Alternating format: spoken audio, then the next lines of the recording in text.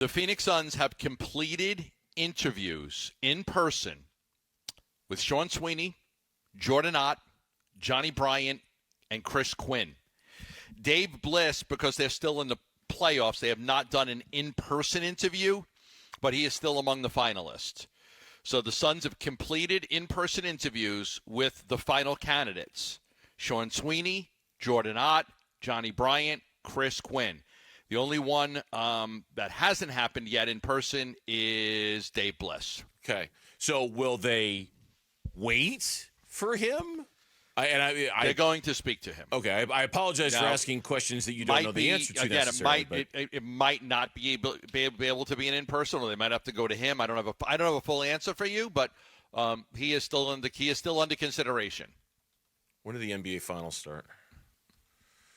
I'm looking it up. Sorry, I didn't. Now I'm asking you a question. Well, the Knicks are going to win in 7, so Knicks are going to go beat Indiana in Indiana. Let's go. A week from yesterday. So in theory, if the Suns wanted to go to Dave Bliss, I'm not saying he doesn't have anything better to do, but he does have a little downtime before the NBA Finals begin. Right. Like he's got 6 days. So there's an opportunity, and I'm not booking the Phoenix Suns travel here, so to make it sound like it's easy, but I'm sure Matt Ishbia owns a fleet of private planes, and they can get to Oklahoma City if they wanted to go have a conversation with him, and he could give them a few hours because they still have 6 days before Game 1 of the NBA Finals. So I would imagine there's an opportunity to still have an in-person conversation with him.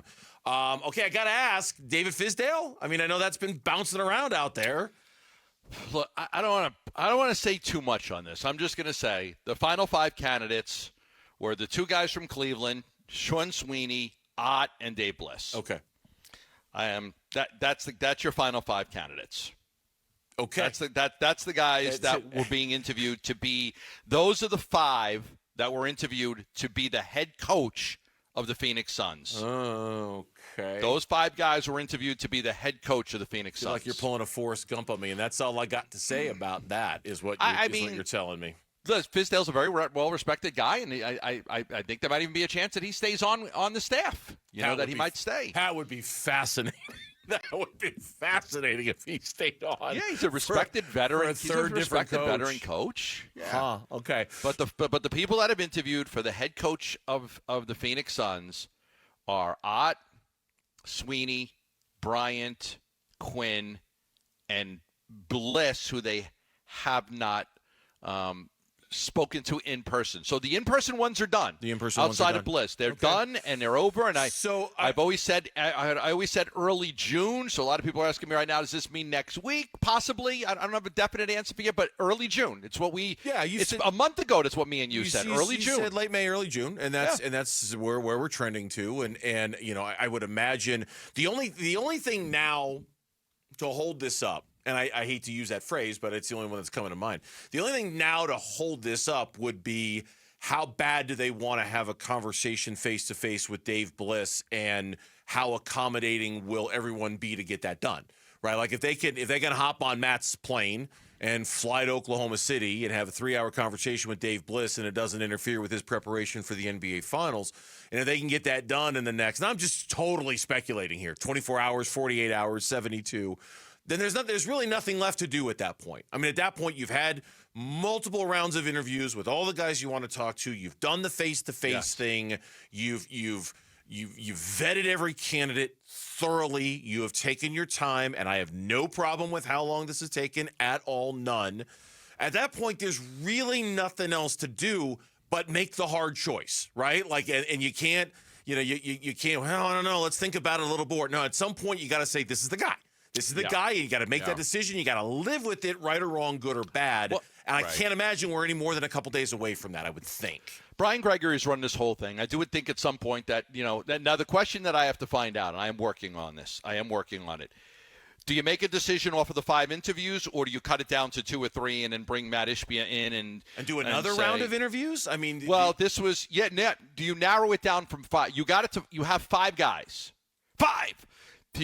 Do you now say, let's just pick 2 or 3 and then do one more set of in-person interviews and include everybody? Yeah. That's that I don't know. I'm just saying I want to find that out. Or do they make the decision off of the 5? Look, I just got done saying there's no rush here, and truly there really isn't a rush here at all. If they wanted to do that in theory, fine. I mean, it's not. I hope they're doing it for the right reason and not the wrong reason. The right reason is because they really want to do their due diligence and make sure they're choosing the right guy. The wrong reason to keep stalling is because you're not sure who the right guy is. You don't really have like a clear cut. Oh yeah, no, that's because if you know, right? But you've spent enough time with these candidates that I can't imagine they don't have a gut feeling of no, that's the guy. He was great. He's going to be our next head coach. He was awesome. Mm-hmm. And if you need another round of interviews, if it's in the name of due diligence and just wanting to be sure, okay, I guess. But if it's in the name of, boy, we're still not really quite sure, that would concern me a little bit because I would feel by now you should probably have a pretty good idea of who your next head coach is going to be. Yeah, well, remember, they started with somewhere between 15 and 20, and now it's down to 5. And I'd like to find out. I don't know. Do you need to knock it down one more round? I mean, or can you just make the decision? You've done the in-person interviews. At this point, you should really know who's going to be who you want to be your head coach. But sometimes, and I do know that this happens, sometimes like general managers, and this is throughout basketball, okay? This is throughout basketball. GMs take a coaching candidate list and they narrow it down to a few guys, and then they bring the owner in.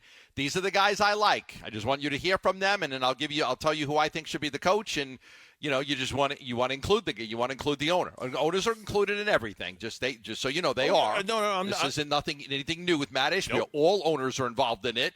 So I do wonder if they do bring Matt in at some point just to hear what these guys have to say. There was actually a really good story about this today from John Voida over on Bright Side of the Sun, in which he talked about how, look, when Matt bought the team, he came in wallet wide open, looking to spend his way to a championship. And when that didn't work, he's now leaning into a very corporate structure that, in John's words, he's more comfortable with. One rooted in the corporate world, one in which internal hires happen.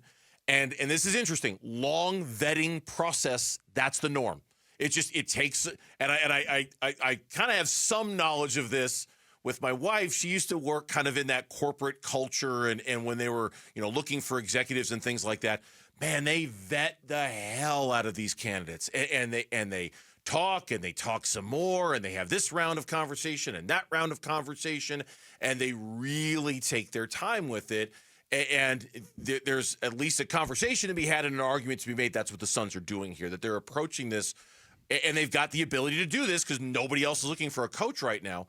They're approaching this with very much a corporate-like mindset. Let's really vet the hell out of every single one of these guys to make absolute sure we're making the right choice. It's a good point you make. I mean, listen, there's no doubt about this. There's no doubt. Okay, you can criticize whatever you want about the Phoenix Suns, the Kevin Durant trade, Bradley Beal, the hiring of Greg. You could do that all you want. This has been one of the most extensive coaching searches that I've ever been a part of in my lifetime. One of the most extensive coaching searches. I've never seen anything like this before. I think it's a good thing because and they probably were able to do it this way because, like you said, they had time. Yep. They're in no rush. There's no competition. But I've never, in all my years of covering sports, and I started as a sports writer in New York in 1986, I've never seen a coaching search this extensive. There's nobody can say they didn't do their homework, they didn't do it the right way, they didn't vet these guys. They've done a terrific job of doing this the right way to make sure they end up with the right coach. Now, I don't know that the guy's going to be the right coach. I'm just saying that they've done it the right way. Yeah, as long as they're doing it this way for the right reasons and not because they're just not sure who they want to hire or that there's internal confusion or competing ideas about who they want to hire. There's a flip side to this. They're taking their time coin too, and the flip side could be the idea that they're just not sure yet or internally they're undecided on who they want to hire, which would be a problem. So there's that side of the story that I want to get out there too. Thanks for watching Burns and Gambo. Click to see more from the guys and hit the button in the middle to subscribe so you never miss a video from Arizona sports.